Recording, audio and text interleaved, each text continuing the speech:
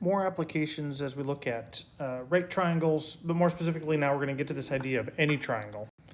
If I take any triangle, I can, by just looking at it here, I can drop, in this case, the altitude from that top point down, and I've now created two right triangles, and then I can do right triangle trigonometry with any triangle like this.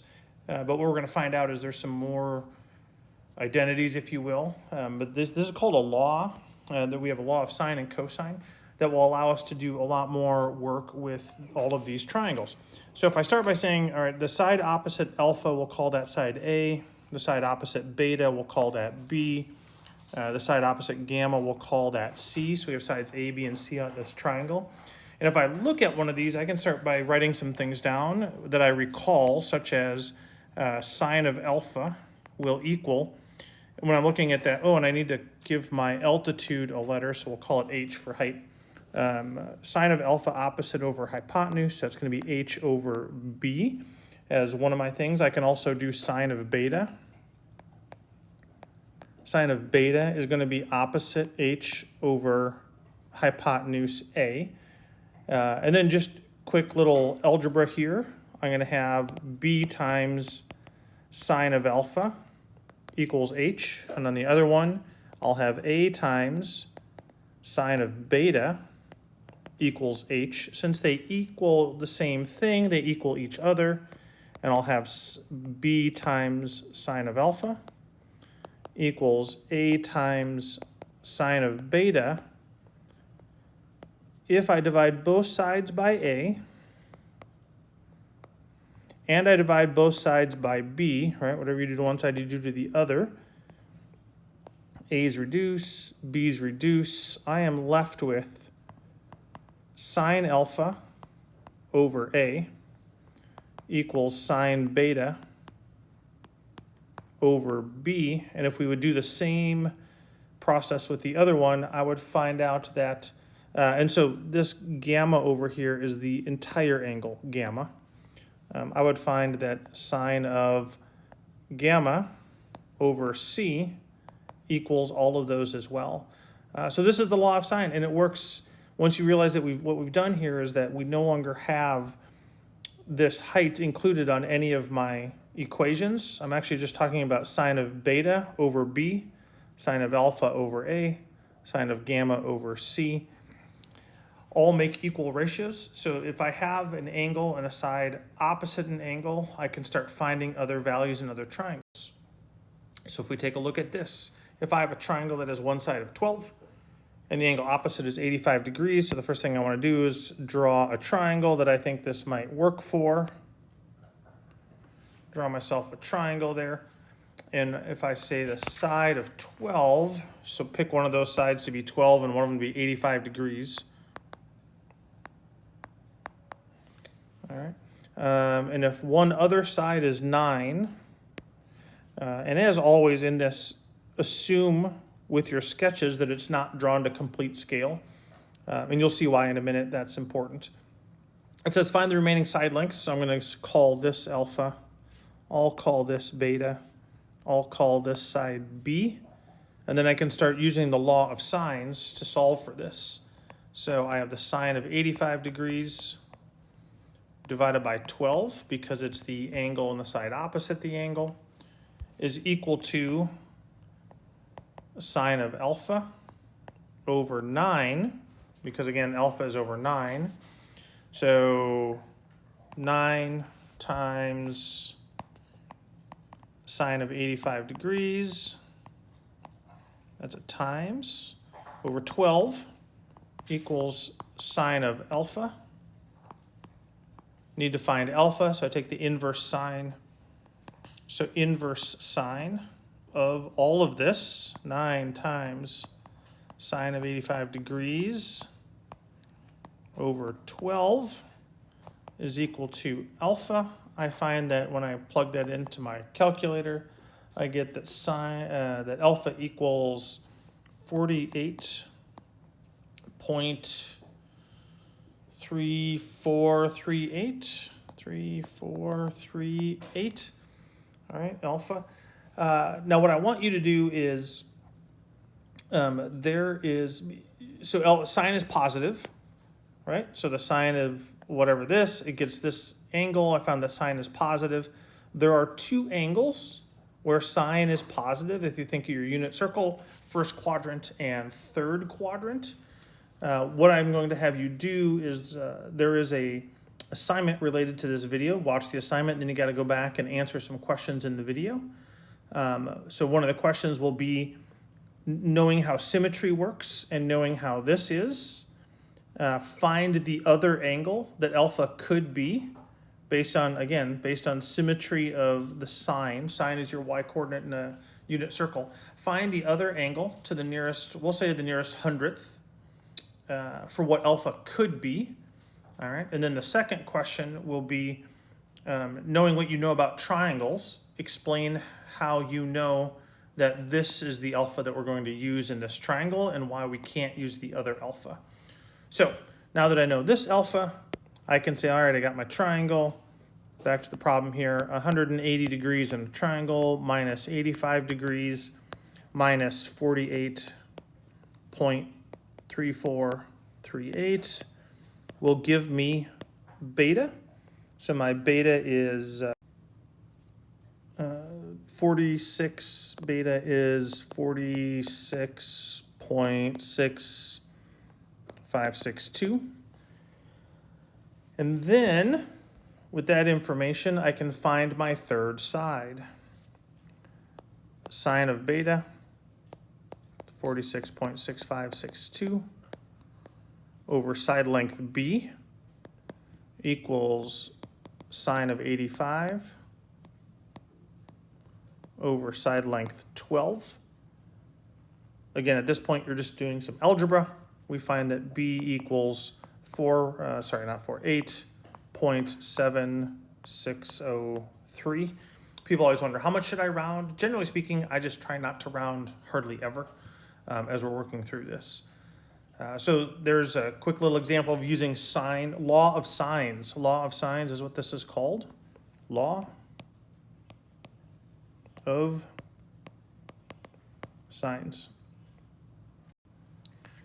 Next up, if I have another generic looking triangle and I drop down the altitude, I'm drawing it upside down because oftentimes we see it with this as the base and you're like, oh, that's just so much easier to look at like this, but we're going to do it this way just so you get in the habit of adjusting. And now as we're looking at this as well, recognize that this entire angle here, that's the entire beta. I just didn't want to draw the beta on the dashed line.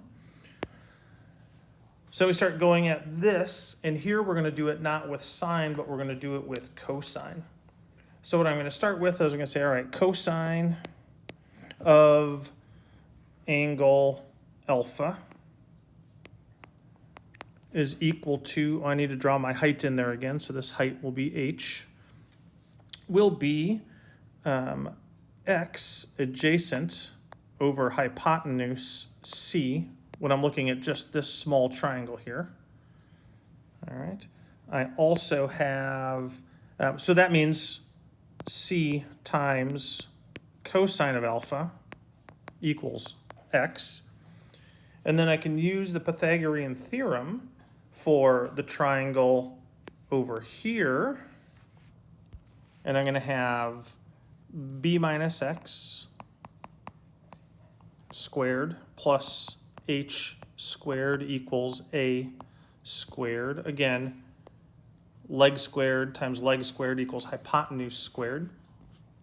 So I'll end up with, oh, and I also have the other triangle.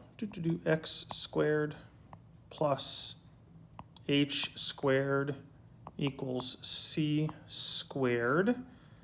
If I solve each of those equations for h squared, I can set them equal to each other. So the top equation would be a squared minus b minus x squared. The bottom equation here will be c squared minus x squared. And then I'm going to go ahead and FOIL this thing out. A squared, I'll have minus b squared minus 2bx, when I combine the middle terms, plus x squared equals c squared minus x squared. And then a squared, put that negative in, minus b squared plus 2bx minus x squared equals c squared minus x squared. And if you're seeing what I'm seeing, you recognize that if I add x squared to both sides, add x squared here, add it to both sides, they actually disappear. And by disappear, I mean they add to 0. So I'll have a squared minus b squared plus 2bx equals c squared. Do some more manipulation. I'm going to get a squared all by itself. So I'll have a squared equals c squared plus b squared minus 2bx. Again, when I just move those over. I then remember that up here, I know what x equals. X equals c cosine alpha. So I'm going to replace that down here for the x, and I end up with a squared equals c squared plus b squared minus 2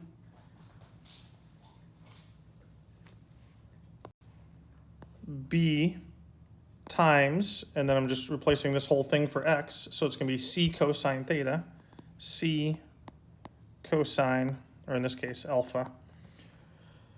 So now, if I have side lengths of an equation, a squared, b squared, I've got those, so you can see it looks similar to Pythagorean theorem, but with any triangle, not a right triangle, I can use this as what's called the generalized Pythagorean theorem, because it works for any alpha. If this actually ended up being a right triangle, then it would actually end up being just a squared plus b squared equals c squared. This is a little bit different, but 2bc cosine of alpha. So if I want to find side A, and I know the other two sides and the angle in between them, I can use those two sides minus 2 times those two sides times the angle in between them to find this. And that would be one of the 3 forms of the law of cosine. Here's all 3 of them. So again, if I'm looking for A, and if I know BC and the angle between them, it would be c squared plus b squared minus 2 times b times c minus the cosine of that angle there. How does that help us? It helps us right here. So just going to use the law of cosine quickly, and I see that x squared is going to equal, because I have it's opposite, x is opposite the angle I know, and that angle is between the other two sides. So the law of cosine is going to be the other side squared plus the other side squared minus 2 times each of the individual sides times cosine of 30 degrees. Cosine of 30 degrees for my unit circle is square root of 3 over 2 times, 120 times 2 is 240.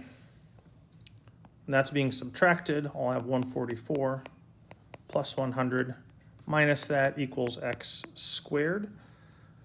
All right, the next item you're going to do on your online form is go ahead and plug that into your calculator. All of this information here. Do not round until you're at the very end. At the very end, tell me what x is to the nearest hundredth. So to the nearest hundredth, so 0.01 to the nearest 0.01. It's obviously not 0.01, but to the nearest hundredth. So if I'm ever doing it, I would say to the nearest 0.01.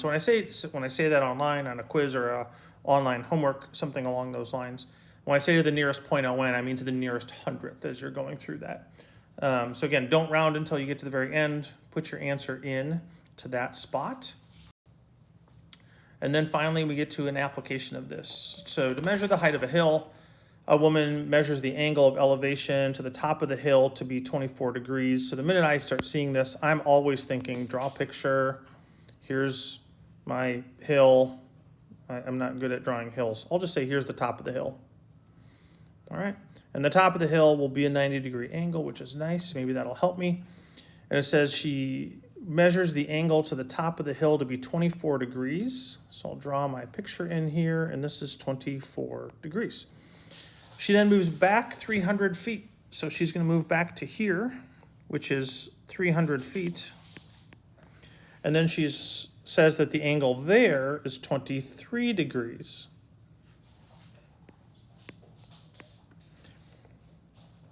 Find the height of the hill. Well, in this case, I don't have any other side lengths. I just know we'll call the height h, always a good letter. But I can, the minute I start seeing these triangles, I'm going to start just kind of filling in what I do know. So if 24 degrees is here, that means I can find this angle because it's on a straight line. We're going to assume the ground is flat. So this angle is 180 minus 24, which is 156 degrees. And then I can find this teeny tiny little angle up here. So 179, so this is 1 degree, right? Because 156 plus 23 is 179, 180 degrees. So that one up there is 1 degree. Now I have a triangle. And if I just look at this triangle right here, I can see that I have one side length. So if I have one side length, that means I now have the ability to use the law of sines. So sine of 1 degree divided by 300 equals, and then I got to pick another side length to use. I'm going to call this one here y. This side that goes from this point up to that point, so I'll call that y. So I will have sine of the side opposite that, 23 degrees, equals y. Multiply both sides by y, and then divide. We're going to find, and again, plug this into your calculator, you verify it. That will be, so move the sine over, or the y over by multiplying, divide both sides. So I end up with y equals 6,716.514. I'm measuring in feet. So now I have in this spot 6,716.514 feet. I can now utilize the law of sine again. So I will have sine of 24 degrees divided by the height. So now I'm looking at this other triangle that I have there. And I will go sine of